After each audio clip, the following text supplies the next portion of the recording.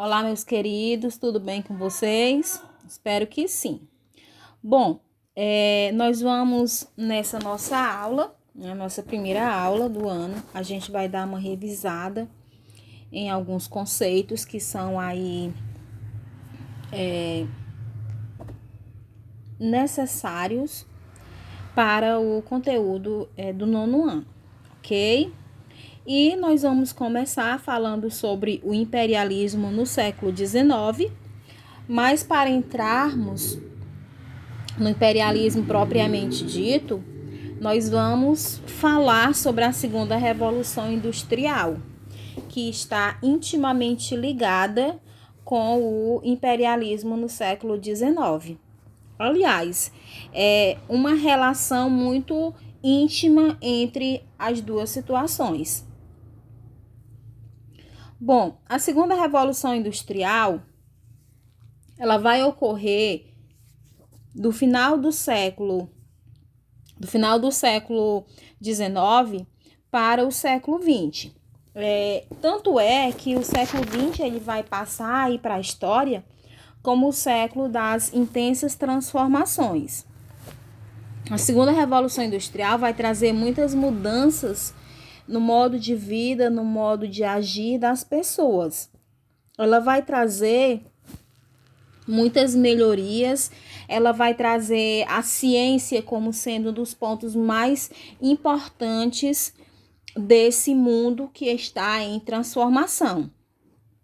Nesse período, a ciência ela vai ser compreendida como algo essencial à vida do ser humano.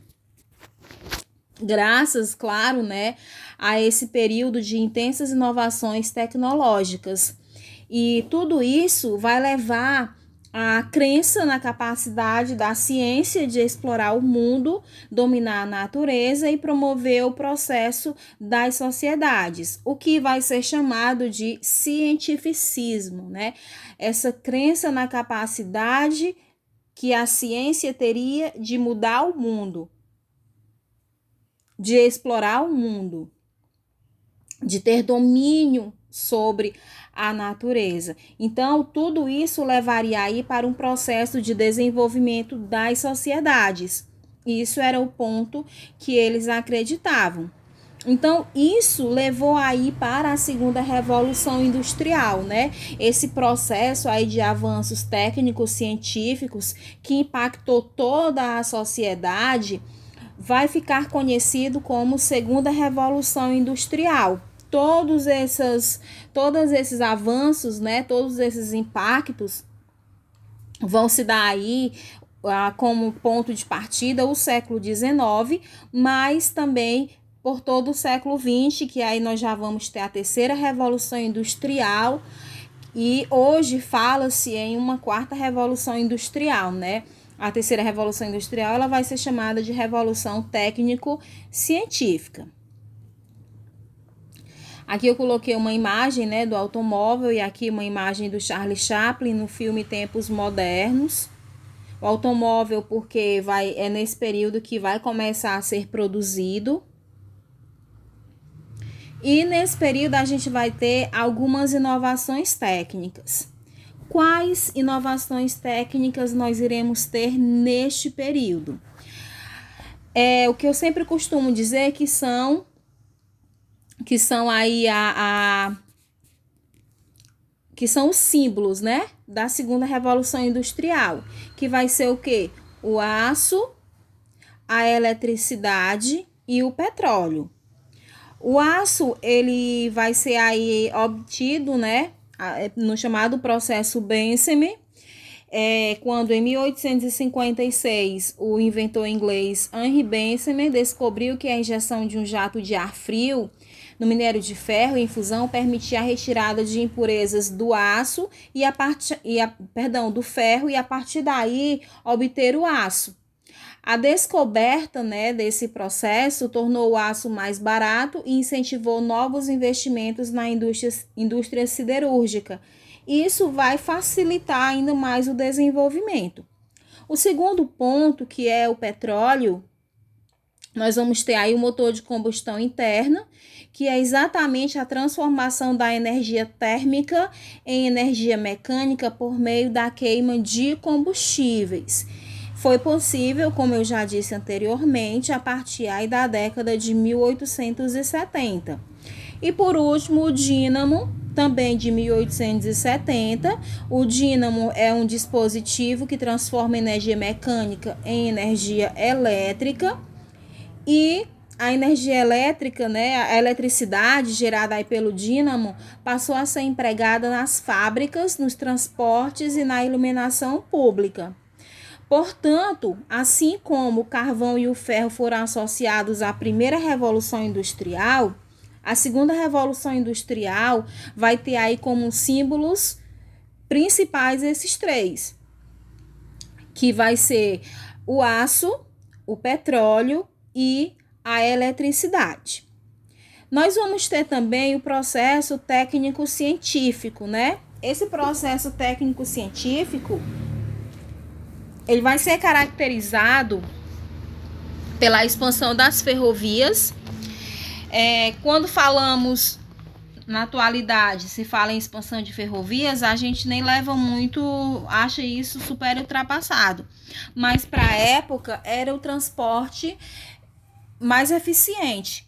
E se formos fazer um comparativo com o transporte ferroviário, que a gente tem transporte rodoviário, né, ferroviário com rodoviário, que a gente tem em grande quantidade aqui no Brasil, rodoviário, a gente consegue compreender que o ferroviário, ele é custa mais, ele é mais caro para iniciar o processo, no entanto, o custo-benefício dele é melhor. Uma vez que o transporte rodoviário, ele pode custar no início um valor mais barato. No entanto, a um longo prazo, isso vai acabar se tornando muito mais caro do que o ferroviário. O transporte rodoviário, ele pode sofrer assaltos, acidentes, as estradas esburacadas do nosso país. E já o ferroviário não passa por isso. Então, essa expansão das ferrovias, se elas tivessem sido dada continuidade, teria sido muito melhor para a população brasileira. Aqui a gente está falando do mundo como um todo, tá? Eu citei o Brasil aqui para vocês. Nesse período a gente vai ter aí a produção do primeiro veículo motorizado. O primeiro veículo motorizado foi produzido por Carl Benz em 1885. Ele era um engenheiro alemão. E esse primeiro veículo motorizado, ele foi produzido para fins comerciais. Instalaram um motor de combustão interna em uma carruagem. E mais na frente, né, lá pelo ano de 1908, a criação do modelo Ford T nos Estados Unidos acabou aí popularizando o invento e revolucionando a indústria automobilística. E hoje o automóvel, né, tem de vários tipos, de vários modelos, do jeito que a pessoa quiser, claro, se ela tiver condição financeira para obter. E em 1876, a gente vai ter aí uma revolução nas comunicações, com a invenção do telefone. Então, as distâncias elas começam a ficar mais curtas.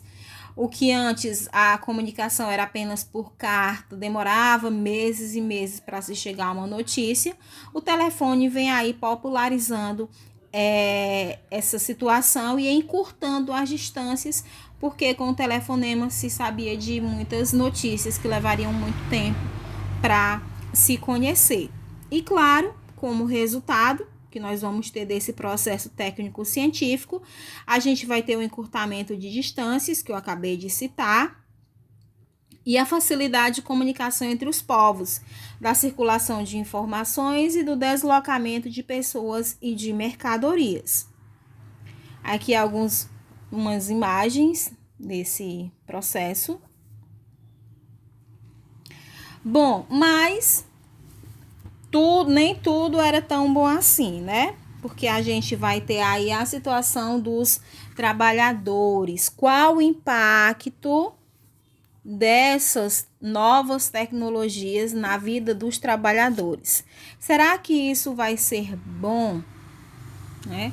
Bom, nós sabemos que nesse período ocorreu aí o favorecimento de grandes proprietários rurais e uma burguesia agrária, porque o que era gerado no campo acabava sendo transformado em indústrias na cidade.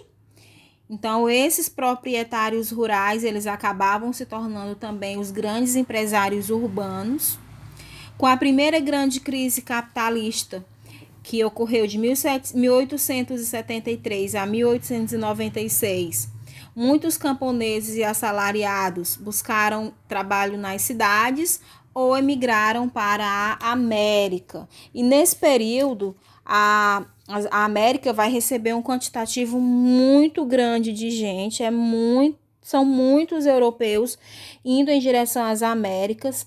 A gente vai ter aqui um quantitativo de cerca de 35 milhões de pessoas chegando aos Estados Unidos. Chegarão também esses imigrantes na Argentina, no Brasil, na Austrália.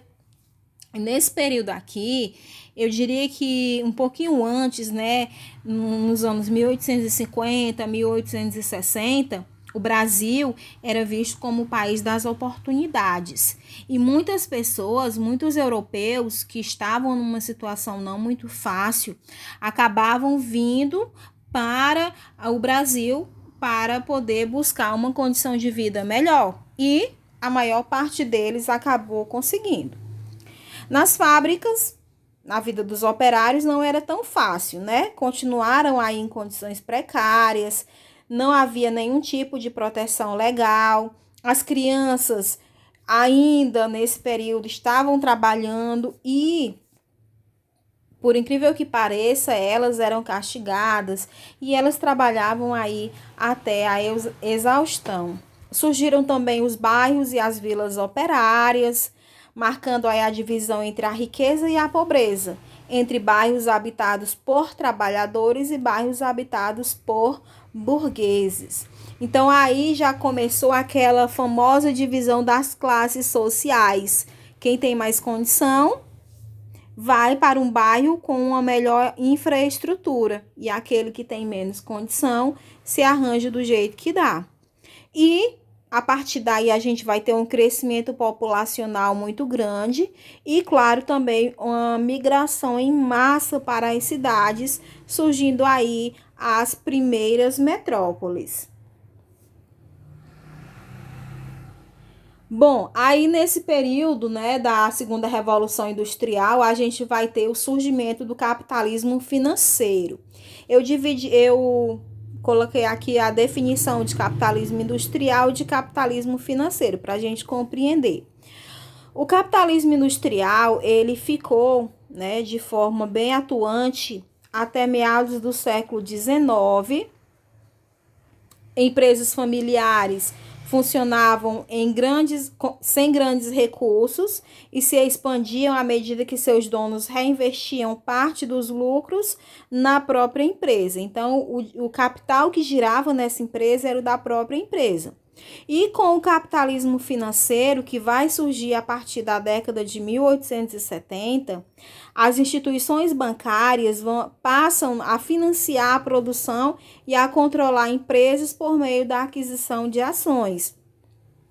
Então, os bancos, eles passam a ter parte de empresas e a partir, claro, dos empréstimos que são feitos. Então, os banqueiros, eles acabam aí se tornando acionistas de empresas e, claro, vão lucrar muito com isso. Uma vez que, quando se tem a ação de uma determinada empresa, claro que você vai obter os lucros.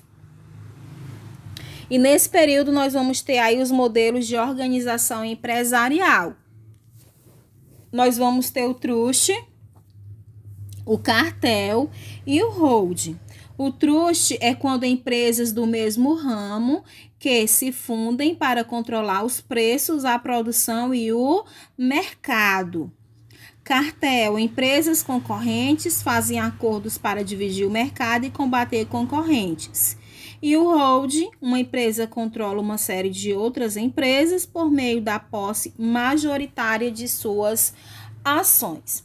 Então, aqui no trust é quando as empresas elas acabam, que são do mesmo ramo, produzem a mesma coisa, acabam aí se juntando, claro, né, para controlar os preços, controlar a produção e o mercado. Então, se há a fusão dessas empresas, vai ficar bom para elas, mas vai ficar ruim para o consumidor, que vai precisar, não vai ter, vai precisar cobrar dessa empresa, não há uma concorrência, né? Então, ele vai viver de acordo com a empresa estar ditando as regras. O cartel é muito comum, principalmente em postos de combustíveis, né? Digamos que há uma combinação, né, de um acordo de valores para que o mercado seja dividido, para evitar a concorrência. E o holding é quando uma empresa grande acaba comprando aí parte de empresas pequenas, né? E aí a empresa pequena ela fica sem ação, ela fica sem saber o que fazer. Bom, na segunda revolução industrial, a gente vai ter também os chamados oligopólios, né? Os oligopólios são pequenas empresas ou pequenos grupos de empresas poderosas que controlam aí determinado ramo da produção, tá? Então, tudo isso é visando o crescimento dos empresários, mas a população consumidora não tem para onde correr e acaba aí tendo que comprar no primeiro lugar que encontra porque não tem como pesquisar preços, né?